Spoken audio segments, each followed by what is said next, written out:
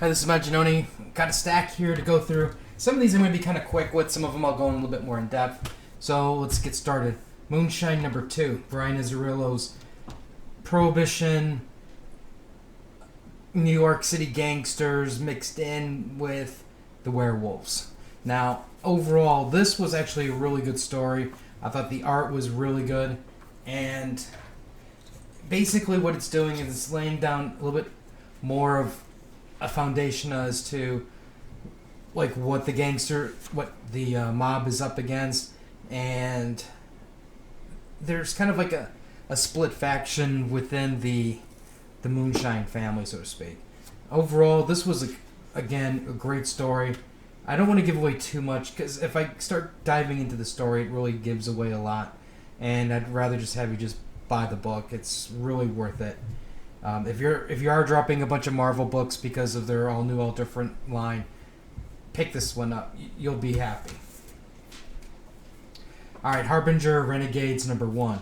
Now this is in a sense a Valiant superhero team book. Now, if you haven't read any of the Harbinger books in the past, that's fine.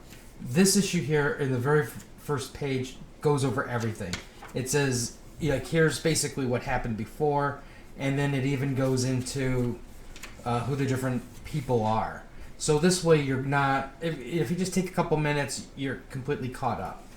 Now, beyond that, basically what's going on is this. After the first Harbinger War, the Renegades basically... They lost the war, but they took all of the data that was in Hanada's database, or computers. They released it to the world, and basically what that did was it allowed people who had psychic powers know that they had psychic abilities, and it also told people how to make machines to unlock this ability. Now the problem is, this machine doesn't necessarily mean that you unlock the power, and even then, it's a very risky operation to undergo. Now, there's a group of people who have powers, and they're trying to unlock more and more people, and it's not going over well. And while that's going on, there's this young kid who gets wrapped up into it, and Faith saves him, and that's going to bring everything together. Because there's a lot of, like, the NSA's involved, there's, Hanada's involved to a certain degree. It's kind of like the start of something big is happening here.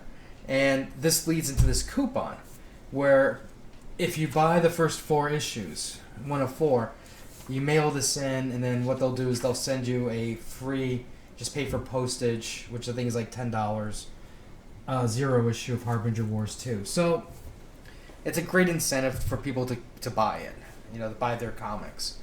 But overall, I was kind of happy with it. I'm definitely going to get number 2 and see how that pans out. Old Man Logan. Okay. All I'm going to say is, I'm going to turn to a page here. This page right here. Whoever, I don't know if it was the artist or the writer, somebody is watching Naruto. This creature thing is right out of Naruto. This is an Akatsuki member. This is the one of the 9 tail, or not, sorry, it's one of the tailed beasts, and basically they just combined everything together, completely swiped it. And let's be honest, from a non-manga reader point of view, you guys are all probably going, shit, that's really awesome, but people who know what's going on go, that's from Naruto. But overall, this was actually a really good story. It basically puts an end to the last Ronin story arc, and it was actually, I would say, a very satisfying ending. Great artwork, and this is probably one of the best Marvel titles out right now. I'm actually enjoying this more than the older Wolverine books. Great story. Okay, the Clone Conspiracy tie-in. Basically what's going on is there is,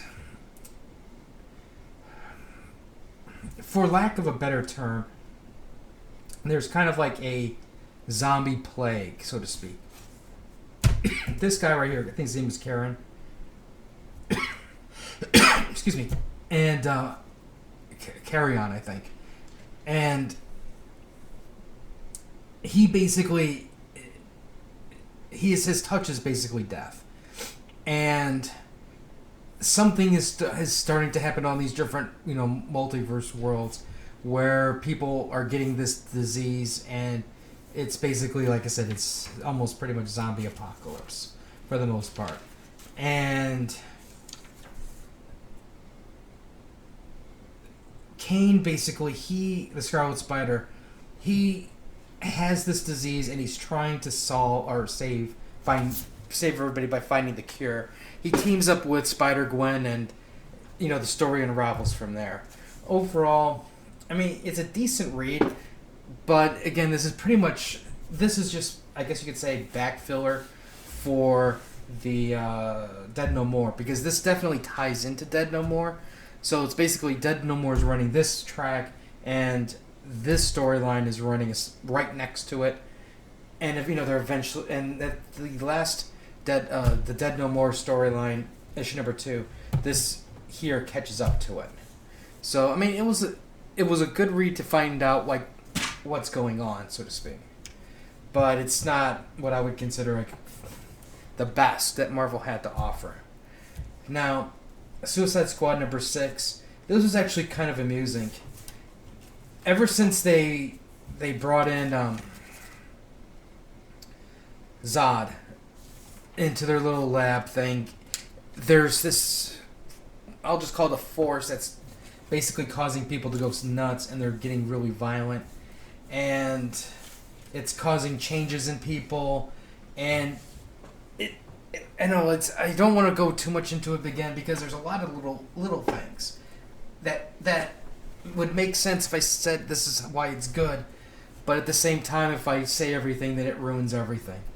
There is one humorous part to it, but it's one of those humorous plots where it's kind of like Murphy's Law type thing. Overall, I thought that the story picked up, and I wanted to see what's going to happen next. So from that standpoint, I think Suicide Squad this issue here did a lot better than compared to some of the other previous issues. So this was, let's say, a good job. Okay, Trinity 3. This, from the very beginning, turned me off just because it was yet another story of Bruce Wayne and his parents getting killed. But this is basically, if you remember the issue before it, Clark met his dad, and he's basically was living out this fantasy where he's talking to his father, and he's basically getting lost time back, so to speak. And now it's Bruce's turn, but with Bruce's turn, obviously he doesn't have parents, it's his dad. I mean, the parents are dead, so they show that again. But this time Bruce is like, wait a second, something's not right. This isn't Gotham. And the story progresses from there. And then basically what it looks like is things are really going to start opening up the next issue. I thought the art overall was good. The story, I mean, even though it was completely turned off right at the beginning, the story is still solid. And it's still, I think, one of DC's better books overall. And if you compare this Trinity to the New 52 Trinity, 100 times better. This is seriously 100 times better. It's kind of like, I guess one way to look at it is, imagine with the New 52, their idea was, we'll just throw everything together, we're going to have big fights, it's going to be, Doomsday virus, all this stuff, people are going to buy it because it's Doomsday, it's a big concept, blah, blah, blah. But with Trinity, what I think, why this book works best is, it's the building of the relationship of the Trinity. It's like, nobody knows who this Superman is.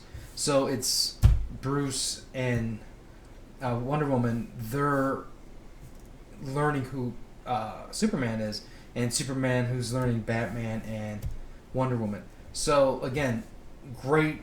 This is what I think New 52 should have been like, in the sense where you had New 52 and granted it was New 52 and a year later when it started, but I think I would have enjoyed those stories better if it built the relationship more rather than threw them all together and said go forth and conquer type thing. So overall, I think they're on the right track. Superman number 11. Again, this is basically just the kids, and it's the parents teaching the kids how to basically work as a team. This was actually it's more of a fun story, even though it's kind of like I don't want to say it's one-sided. It's just chaos. You have Superboy and Robin really not working together at all.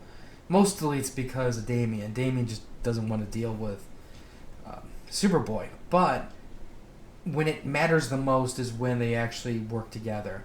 And it's basically, Batman and Superman trying to teach them to be a team, be friends.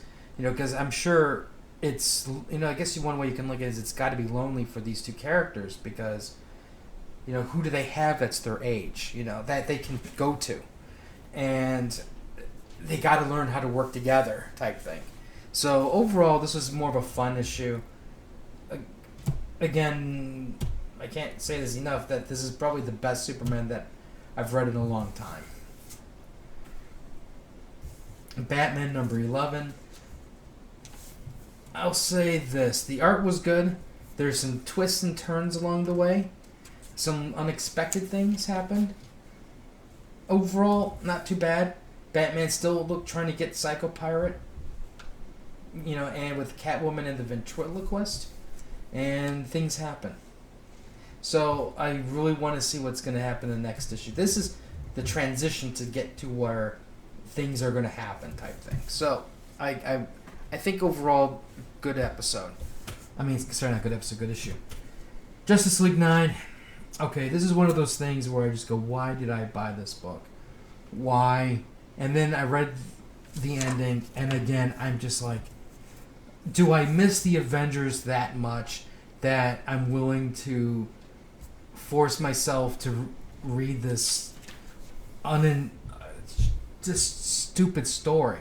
It's basically a guy who is upset with the Justice League, so he creates a virus thing that it destroyed the satellite, caused it to go crashing down. It took over Cyborg, destroyed the Batcave, and it took over Green Lantern's power ring.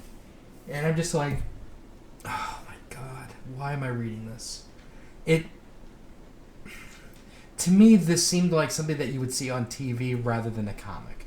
It just wasn't that interesting.